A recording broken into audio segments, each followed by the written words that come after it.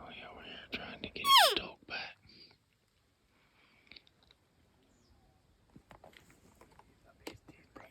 He's way off.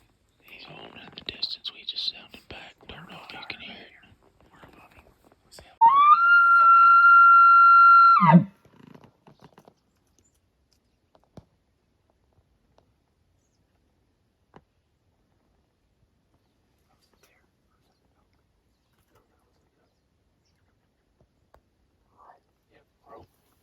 I think that's an elk over there, up by that big old dead pine tree.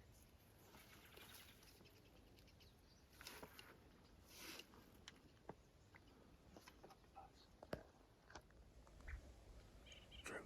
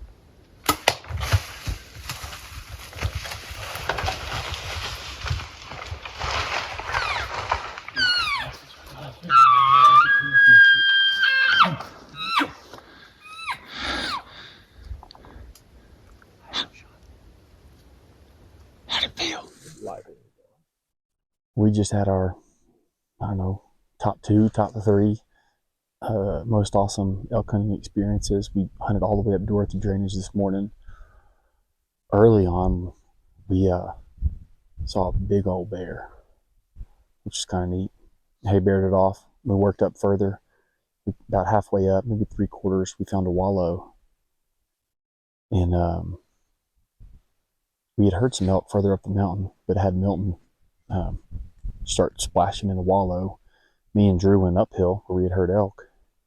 And while we go uphill, Milton's splashing the wallow. He has an elk come by him through the woods, and he don't have a bow, which is interesting.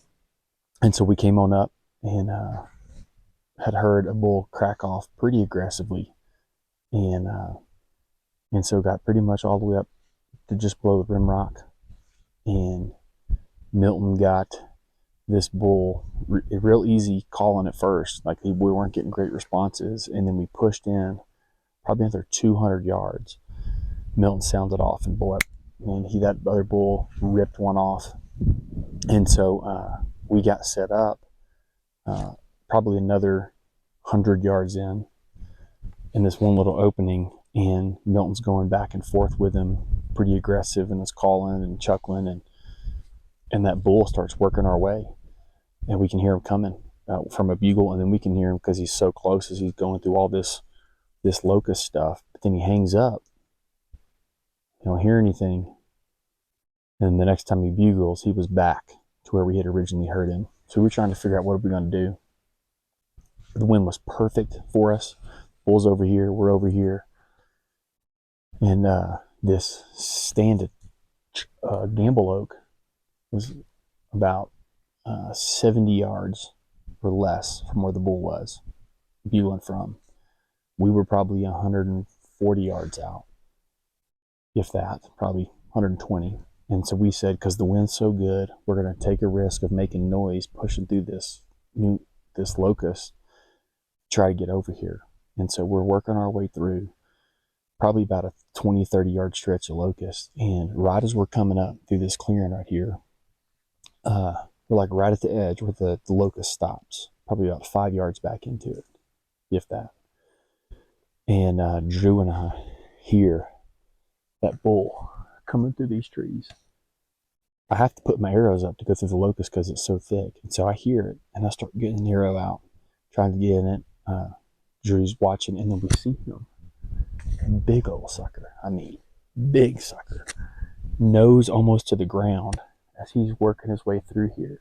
And he gets to just behind where I'm standing. And he's behind this tree. His butt's uphill.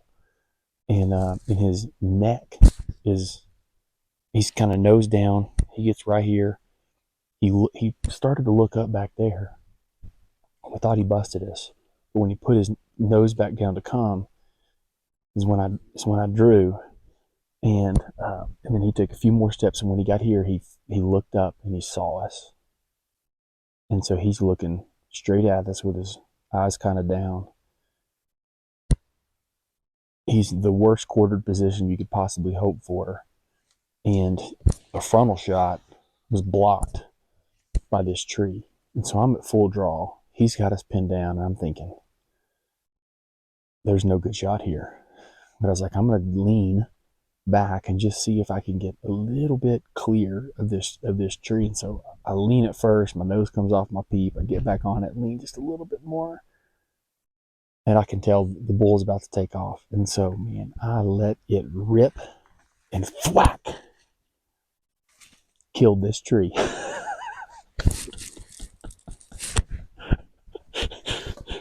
And so he was right here, butt sticking out behind him, and I was trying to get it, he was down looking up. I was trying to sneak it in here. I could have hit body, but if I did, it was going to go way back here, and so I didn't want to do that. And so it thwacked, and he spun. He got up on out of here. So this Gamble Oak has a forever souvenir, and the next hunter that he's going to come by at some point in the future, he's going to see this, and he goes, man, some guy feels real bad. But, you know, I'm glad I hit the tree in one sense and didn't take a really bad shot and gut shoot him. And I just don't think there was room for me to clear this tree and get a kill shot. But it is what it is. We just took a little break. Probably been an hour or more since I shot at him. And we're going to keep pushing this way, the way that he came from and the way that he took back off. But it's Wednesday of the week that we hunt. Last year on Wednesday, I shot at a bull and didn't kill it. It's Wednesday today of this year's hunt, and I shot at a big bull and didn't kill it. And so I'm officially retiring as a bow hunter. But I'm going to turn into video man. We're going to get Drew on one. He's going to actually seal the deal.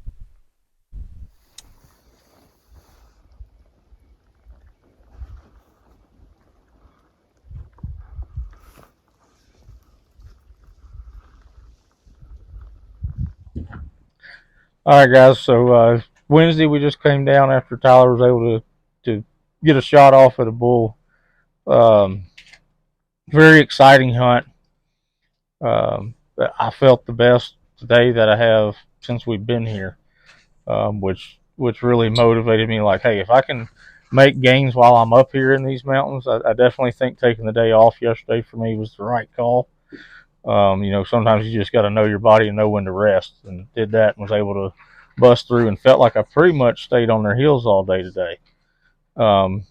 With that being said, as we were coming off the mountain, I had a lot of thoughts going through my head and about the motivation to not only get in better shape for this, you know, this yearly annual elk hunt, but like, man, if I can make it through this, I can start getting in the gym and doing better and getting ready to start a new job. And it literally crossed my mind, like, you know what, Anytime Fitness is on my way to work. Get up an hour earlier and stop by there and hit that and head in from there. So y'all gonna have to hold me accountable now that I done put it out there in the open that that it's already crossed my mind. So looking forward to the next couple days and trying to make it happen.